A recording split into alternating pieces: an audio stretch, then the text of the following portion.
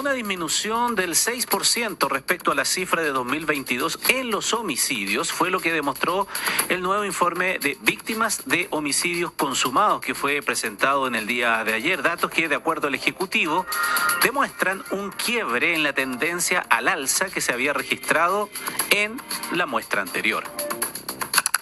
El Ministerio del Interior entregó el segundo Informe Nacional de Víctimas de Homicidios Consumados correspondiente a 2023, en el cual se reflejó una caída de la tasa en este tipo de delitos en un 6% respecto a 2022. En el documento, que fue hecho en conjunto con Carabineros, la PDI, el Ministerio Público, el Servicio Médico Legal y Gendarmería, se expone que durante el año pasado hubo 1.248 homicidios, lo que entrega una tasa de 6,3 víctimas por cada 100.000 habitantes. La cifra representa una reducción del 0,4% respecto al 2022, donde la tasa de víctimas ascendió a 6,7%. Junto a esto, desde el Ejecutivo remarcaron que los resultados rompen una tendencia al alza que venía desde 2016, sin contar el periodo en pandemia, y detallaron que durante el 2018 la cifra fue de 4,5, el 2019 de 4,8, el 2020 5,7 y 2021 4,6. Además, el informe detalló que la tasa de homicidios consumados bajó en 11 regiones del país, pero se mantuvo en la región metropolitana, donde ocurre el 40% de este tipo de crímenes del país. La ministra del Interior, Carolina Toá, señaló que estos datos pueden significar un punto de inflexión que no es al azar, sino que es fruto del trabajo de múltiples instituciones, a lo que agregó que existe una capacidad de enfrentar esta tendencia y de empezar a revertirla. Pese a las cifras, la jefa de gabinete recalcó que como gobierno no se pueden relajar, añadiendo que se trata de una pista para entender cómo seguir avanzando. Ya, ahí está entonces el detalle de lo que ha sido este segundo Informe Nacional de Víctimas de Homicidios Consumados de Chile. Y adicionalmente a los datos ya entregados, hay algunas características adicionales que se entregaron respecto de estas cifras. Por ejemplo, sobre las víctimas de origen extranjero, en el 2023 son el 16% de los casos, mientras que en el 2022 fue de 16,5%, o sea, no hay una variación sustancial en ese indicador. Asimismo, el 54,3% de las víctimas registra antecedentes penales, y en el contexto en que se realizan también o las características que tienen el hecho de estos homicidios, también lo que llama la atención es que el contexto de una cuestión interpersonal ha bajado referente a otras mediciones y ha bajado ostensiblemente. ¿Qué significa esto? Que el hecho de las características que tenían los homicidios hace bastantes años o hace una década significaba que el sujeto que cometía este delito podía ser más fácilmente ubicable porque se daba en un contexto más cercano, riñas, en donde había presencia de testigos, y ahora ha aumentado mucho los que son homicidios que se atribuyen al crimen organizado, en donde no hay pistas, no hay huellas, no hay testigos, y eso marca una tendencia especialmente en el último tiempo. Bueno,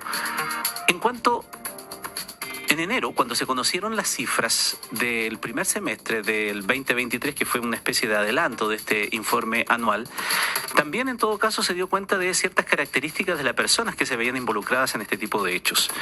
Y algo que llamó la atención en ese momento era el cambio de las edades de las personas que son víctimas de asesinatos. La mayoría tiene entre 18 y 29 años. El primer semestre del 2023 se observó que el 37,3% de las personas asesinadas tenía esa edad. Al menos en la entrega de estas últimas estadísticas que estamos comentando, públicamente no estaba el detalle de los menores de edad. Y los decimos porque este fin de semana, por ejemplo, precisamente se conoció de un hecho donde tanto la víctima como los victimarios son menores de edad. El asesinato ocurrió en Lota, esto fue el pasado viernes. Fue el desenlace fatal de una violenta discusión a la salida de un colegio, donde el menor de 17 años fue herido con arma blanca en diferentes partes del cuerpo. Sus victimarios tenían 16 y 17 años. El primero quedó con internación provisoria en un centro de Coronel y el segundo fue acusado de participar en la discusión, quedó con arresto domiciliario total. Según cifras de la Defensoría Penal Pública, en el 2021 un total de 110 niños fueron imputados por el delito de homicidio, mientras que en 2022 el número llegó a 146, lo que equivale a un aumento de un 32% de un año a otro. Quienes trabajan en el tema de menores infractores de ley sostienen que nuestro país enfrenta una profunda crisis en la niñez.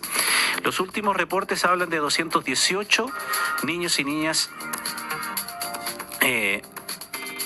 que han perdido la vida por balas locas en la última década, equivalente a 6 salas de clases completas. 123 solo en los últimos 3 años. 123. En el 2022 se registraron más de 50 niños, niñas y adolescentes que perdieron su vida en conflictos asociados a la delincuencia. 4 de cada 10 no tenían nada que ver con el delito.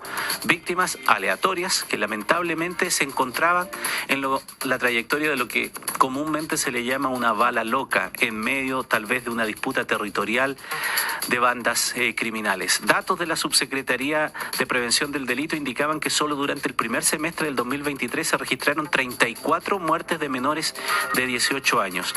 Y en este 2024 lamentablemente sigue esa misma tendencia. Por eso hacemos doble clic a raíz de las cifras entregadas en el día de ayer, una mirada sobre la niñez y el momento que se está viviendo respecto a estos temas.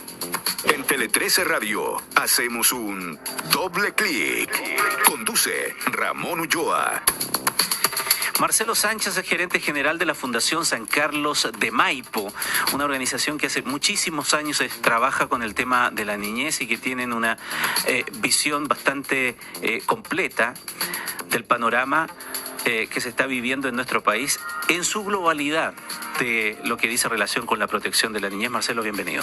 Gracias, Ramón. Gracias por dar este espacio. La verdad es que ayer cuando mostraron las cifras de homicidio, uno tiende a quedarse como más tranquilo, pero a nosotros nos pasa lo contrario. O sea, en general, cuando tú has visto la acción del narcotráfico a nivel internacional, cuando se da el asentamiento de bandas rivales, tiende a bajar de una manera marginal, pero tiende a bajar la tasa de homicidio, porque se consolida un territorio y los narcos empiezan básicamente a proteger el territorio. Ya se distribuyó la torta un poco. Claro, cuando tú tienes un crecimiento tan explosivo como el que tuvimos, lo que tuvimos después de la pandemia fue básicamente disputa de bandas rivales. Cuando una banda rival gana el territorio, las disputas disminuyen y como consecuencia también disminuye la tasa de homicidio. Pero eso es el apresto, es la preparación para que el próximo año o el subsiguiente vengan de nuevo disputas territoriales. Por eso que acá no hay que quedarse tranquilo. Esto claramente tenemos el segundo número más alto de la historia en materia de homicidio. El primero fue el 2022, el segundo el 2023 y claramente duplican las cifras que teníamos el 2018. Entonces, ojo, porque la naturaleza, tal como tú lo decías, ya los homicidios no son pasionales ni violencia intrafamiliar, etcétera, son disputados desconocidos, que es muy propio del crimen organizado. Y este pequeño veranito, que parece como algo positivo, puede ser la antesala de el despegue y la consolidación del control territorial. Fíjate que en el 26% del territorio ocurre el 70% de los homicidios. ¿Qué te quiere decir eso? Que ahí está operando el crimen organizado. Por eso que es muy bueno lo que ha hecho el fiscal Valencia con los operativos territoriales. Hay que desarmarlo, hay que sacar las armas. Ha aumentado la incautación de armas de origen desconocido. Eso también te quiere decir que están llegando armas desde afuera. Y son armas de mayor calibre. Y por lo tanto las que eran armas modificadas, etcétera, se están masificando en el comercio informal y están llegando a los niños. Como consecuencia de eso, estamos viendo cada vez más participación de niños en bandas delictivas, que es propio también del narcotráfico. ¿Por qué? El narcotráfico utiliza la estrategia de involucramiento de niños porque busca impunidad social en el territorio. Eso lo hace internacionalmente. Cuando tú metes a un niño en una banda delictiva y lo desarrollas en esa carrera delictiva, hay un papá, hay una mamá, hay un tío, hay un amigo que tiene a alguien en esa banda. Entonces, cuando la autoridad quiere reprimir, perseguir, buscar a esas organizaciones criminales, ¿tú crees que esa mamá, que ese papá, que ese tío, que ese amigo va a cooperar eficazmente con la policía? Bueno, esa es la lógica con que opera el narcotráfico internacional y por eso que en todas partes recluta a niños. Además que son muy vulnerables los niños. Cuando tú botas los espacios protectores de los niños en la escuela, en la comunidad, en la familia, es muy fácil reclutarlos. Tú les pasas armas, aprovechan la protección que el legislador les da para un sistema punitivo que es de menor entidad que el sistema punitivo adulto, porque tiene otro fin. El fin de la ley penal adolescente es que los niños se rehabiliten. Entonces, pero ¿cómo lo ve el delincuente? ¿Cómo lo ve el crimen organizado? Casi como una oportunidad. Lo ve como una oportunidad. Claro. Entonces los recluta, le entrega, entre comillas, un fierro, es decir, aquellas armas de descarte que son armas modificadas, que son de muy bajo control. Tú cuando disparas un fierro, no sabes para dónde va a ir la bala. Son altamente peligrosas. Y contrata niños que, a diferencia de lo que era antes, le entregan droga. Hay una categoría nueva de niños que son reclutados por estos narcotraficantes, que son los niños zombies, que les pagan con drogas, que trasladan droga de un lugar a otro. Y muchos de ellos también son consumidores y son reclutados como soldados.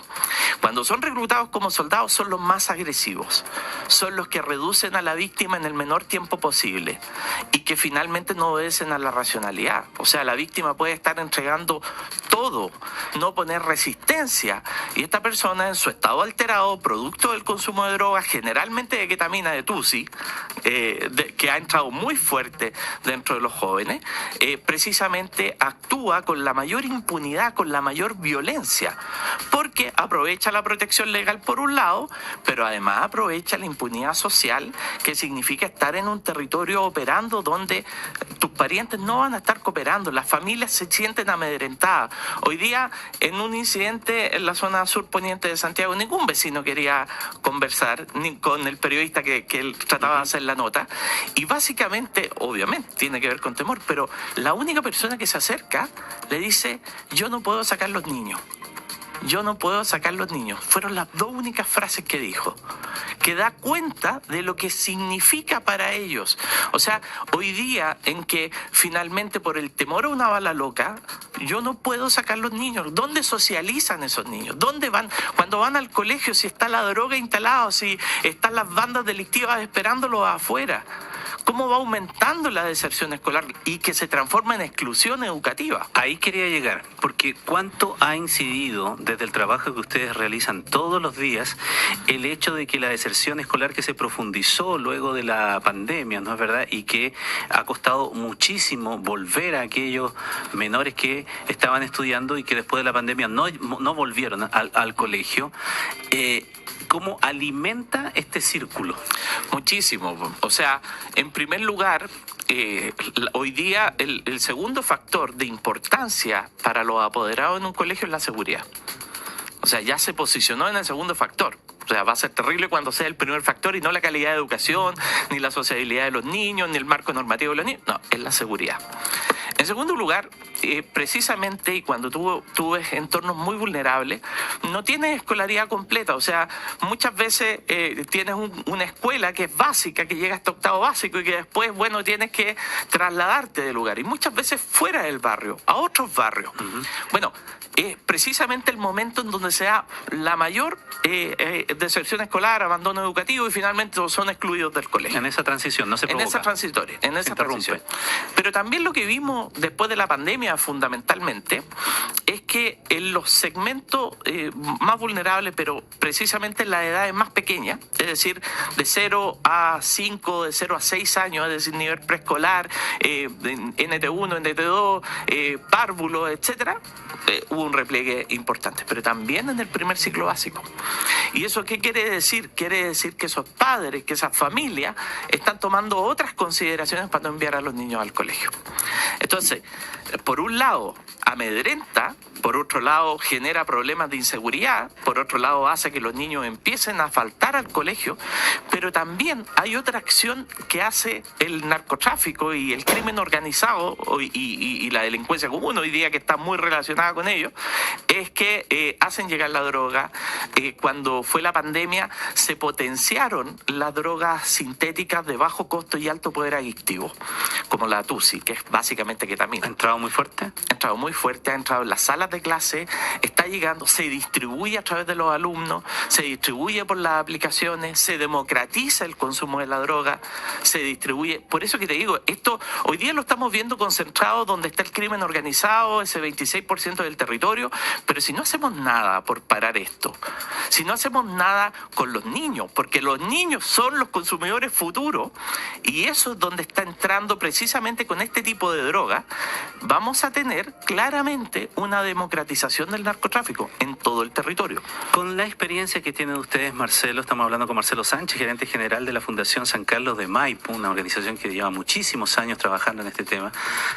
Con la experiencia que tienen ustedes, ¿dónde hay que hacer el foco hoy día? Porque cuando sucede esta situación, cuando estamos claramente en una crisis de seguridad, hay muchas voces que son, claro, las más punitivas, sencillamente. Y si ya estamos hablando de este foco en específico, que es la criminalidad que afecta a la infancia y que amenaza a la infancia, ya no la amenaza, sino que derechamente está allí. Algunos dicen, bueno, sencillamente cambiemos la ley juvenil, penal juvenil y seamos más duros, bajemos las edades, mayores castigos, incluso algunos dicen creemos cárceles especiales para menores de edad. Entonces, se va por ese lado. Desde la experiencia de ustedes, ¿es esa la respuesta que tiene que tener el Estado? No. El crimen organizado hoy día, de hecho, opera desde las cárceles, opera desde los servicios juveniles. Es decir, hoy día no hay ninguna garantía mandar un niño a la cárcel, al contrario. O sea, y en el caso de los adultos, mientras no haya control de las cárceles, lo que las cárceles están haciendo hoy día es lo que va a pasar en 3 años más. Hoy día tenemos control en las cárceles de mafia, de organizaciones extorsivas, que si tú miras las cifras de homicidio, mientras se duplican en algunos recintos penitenciarios que eran históricos, como la expenitenciaría, donde había por lo menos un número significativo, 60, 80 muertos al año cada vez por delitos, por riñas, etcétera, hoy día disminuyen. Y entonces uno se pregunta, ¿por qué disminuyen la mortalidad dentro de las cárceles? Porque el ejercicio del control no solamente lo tiene Gendarmería, también lo tienen grupos extorsivos. Y si nosotros no observamos en profundidad lo que está pasando en las cárceles, donde hay organizaciones que están operando, en 3, en 4, en 5 años más, esas organizaciones van a estar afuera. Y van a estar operando bajo la lógica extorsiva que operaron en la cárcel. Se reciben muchos recursos por solamente extorsionar a la gente que está adentro y a extorsionar a través de su familia. Por lo tanto, aquí se tiene que caminar y mascar chicle. Hay que intervenir las cárceles, hay que estar adentro, hay que transformar eso en un centro de inteligencia, darse cuenta cómo está operando el narcotráfico. Hay que segregar a la población penal. La población penal que opera en el crimen organizado es muy distinta de la población penal, la que debe tener foco de reinserción. Totalmente distinta. Y por lo tanto hay que tener claridad. Y eso significa segregar a la población penal. En tercer lugar, nada sirve si es que tú no tienes adicionalmente una intervención profunda en materia de prevención social afuera de las cárceles, afuera de los territorios, afuera de los recintos del Sename. Es decir, que tú estés trabajando con una agenda temprana de prevención social. Si la batalla nosotros la perdemos antes de los 13 años, y es muy difícil rehabilitar a un niño en los 14, 15 años cuando ya se metió en el circuito. Nosotros tenemos que llegar antes, dejar de llegar tarde. Hoy día estamos llegando muy tarde. Toda nuestra oferta se concentra en los 15, 16, 17 años. Cuando tenemos que trabajar con la familia, porque el principal factor de riesgo que hace que un niño se involucre en los delitos son los modelos parentales que son adherentes a delitos. O sea, cerca del 40% de los que hoy día están en la cárcel tuvieron un papá, una mamá, un adulto responsable que estuvo en la cárcel. Y tienen muchos de ellos vínculos con modelos delictivos. 6 de cada 10, 7 de cada 10 respectivamente, desisten del delito si vuelven a una familia prosocial o si vuelven a una escuela. Ya. Y la diferencia requiere apoyo en salud mental, que hoy día no está disponible. Si tú miras las largas listas de espera que tiene Mejor Niñez, o sea, hoy día más de 40.000 niños en lista de espera. A eso iba a ir, porque conociendo este tema y conversando en muchísimas ocasiones respecto de estas materias con organizaciones que trabajan en eso, siempre han puesto el foco allí. Pero esto es una cuestión que yo vengo escuchando años, que los recursos precisamente para la atención en salud mental en esta infancia que está vulnerable, que ya hay que atacarla en lo más temprano, bueno, una consulta con suerte cada no sé cuántas semanas, y que eso no es un tratamiento que sea realmente efectivo, porque sencillamente el diagnóstico está, Sí. pero en los recursos o los especialistas o los programas no dan.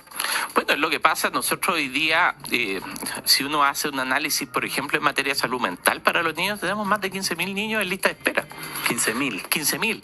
Y si tú piensas, por ejemplo, en el caso de Mejor Niñez, tienes 40 y algo mil, que es lo que reconoce el servicio. O sea, la Corte Suprema en la comisión investigadora planteaba del orden de los 67.000 prestaciones que todavía no se estaban dando en materia ambulatoria. Entonces, y son niños que requieren atención psiquiátrica, que requieren atención psicológica, que están en una situación de mucha vulnerabilidad y que finalmente, o que tienen problemas de consumo problemático de alcohol y otra droga. Entonces, son niños que están claramente en una posición que pueden ser muy reclutados por las bandas delictivas. Es lo que pasa, por ejemplo, con los niños que se fugan de la residencia. La Corte Suprema, en el informe, el más reciente que hizo de seguimiento de la circular 67, que lo presentó en el mes de diciembre, daba cuenta que hay un 6% de niños que debieran estar en una residencia y que no están. ¿Dónde están esos niños? Tenemos literalmente niños desaparecidos. Adicionalmente a los niños que están con orden de búsqueda y recogimiento.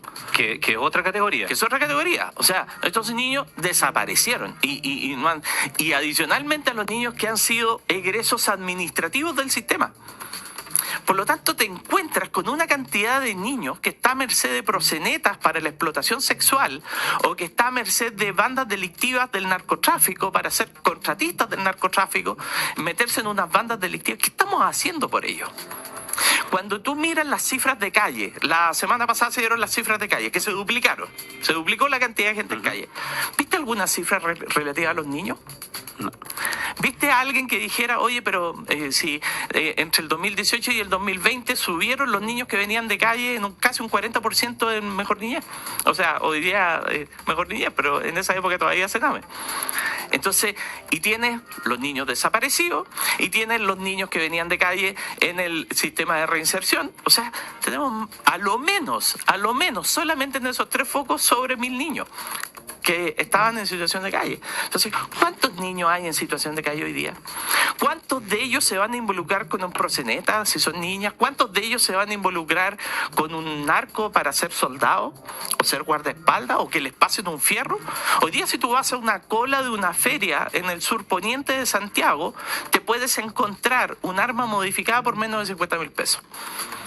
Y a eso están accediendo los niños, al igual que la droga barata, que es la droga que llega en el delivery o que llega hasta las casas. Entonces, junta drogas que catalizan estas conductas, junta exclusión educativa. 54.000 niños fue un récord el año 2022 en exclusión educativa, pero nos vimos al lado que hay casi 1 millón de ausentismo crónico. Entonces, tienes en proyecciones, porque ni siquiera tenemos datos hoy día certeros, cerca de 6.000 víctimas de explotación sexual comercial infantil.